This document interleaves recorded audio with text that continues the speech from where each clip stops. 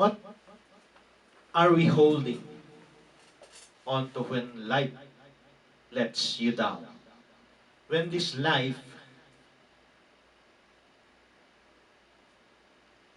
it seems like, you remember that last Sunday, when life is, what's the title? Last Sunday, to be unfair. When life is seems unfair, and now is when life lets you down, hold on to God's promises.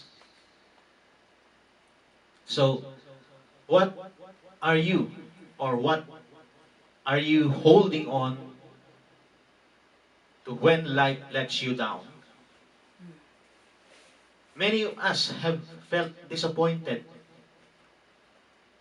with people, disappointed with ourselves, disappointed with circumstances, and to be honest, with God. When life lets you down, hold on to God's promises. When you experience something that it really is not on it, hold on to God's promises. We need to learn to hold onto His word, His promises. According to the Bible, God has an impeccable record in keeping His promises. He will do, and He will make it good. God is so faithful in in in keeping His promises. He will do it, and He will make it good. That's in Numbers chapter 23 verse 19. If you want to look at that in your own time, in Numbers, the book of Numbers chapter 23 verse 19. God's promises, or God's promise keeping track record is 100%.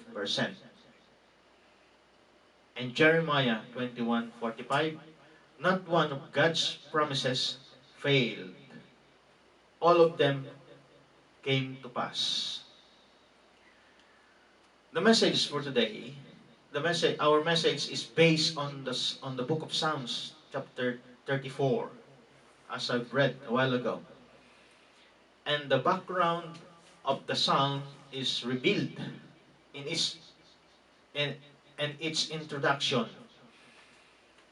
A psalm of David, when he feigned madness before Abimelech.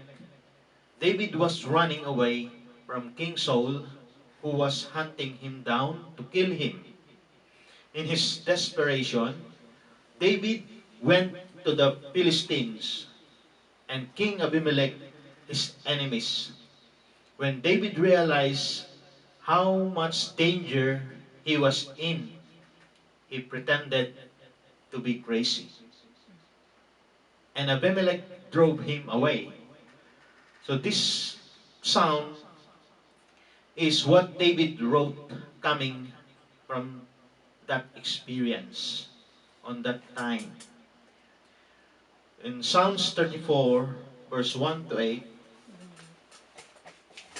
said, as I read a while ago, I will bless the Lord at all times. His praise shall continually be in my mouth.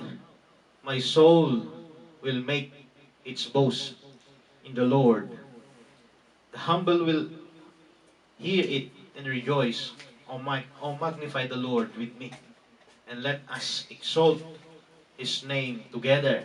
I sought the Lord, and He answered me, and delivered me from all my fears. They looked on Him, and were radiant, and their faces will never be ashamed.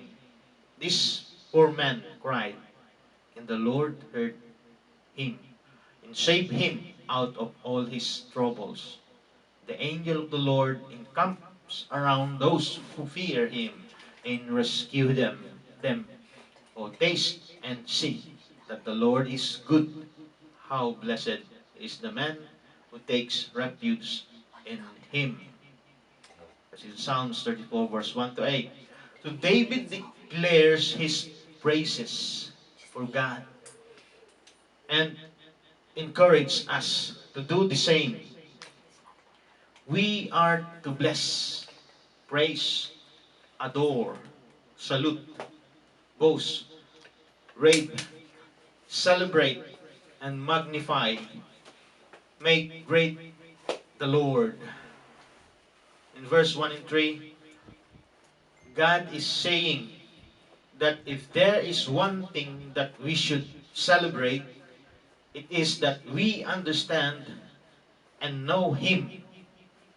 We need to understand and know Him, know the Lord personally.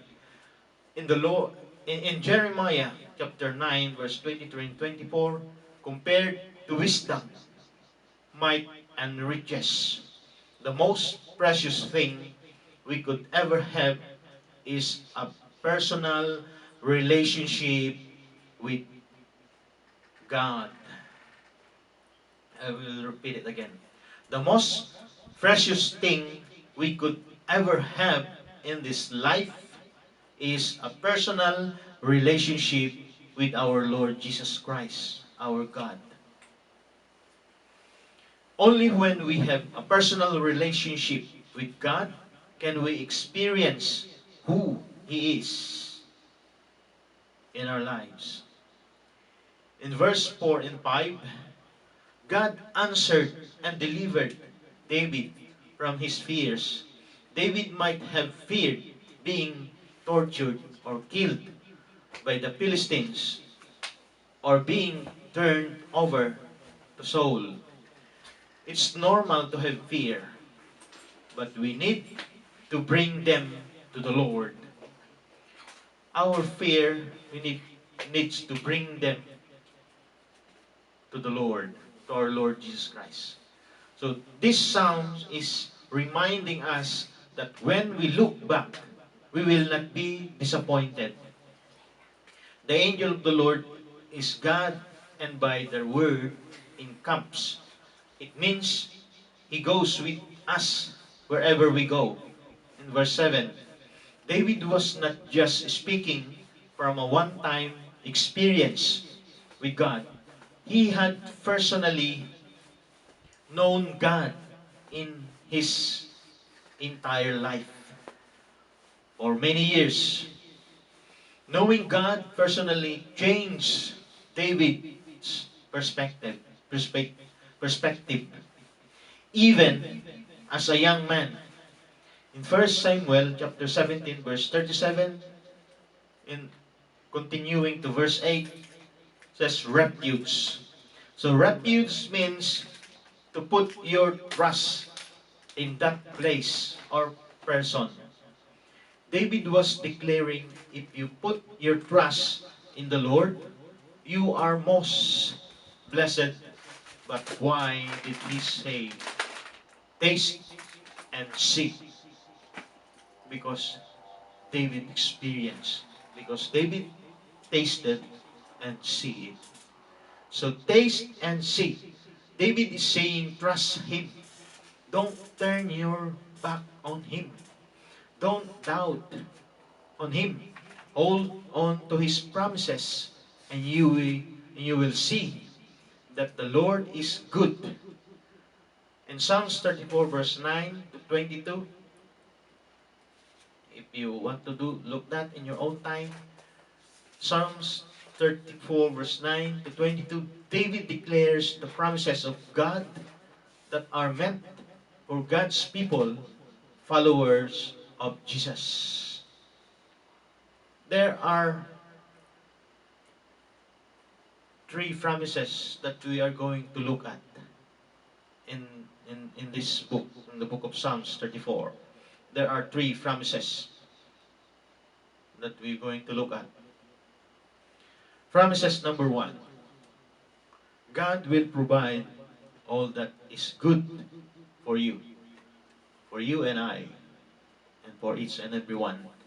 God will provide all that is good for you and I, for each and every one.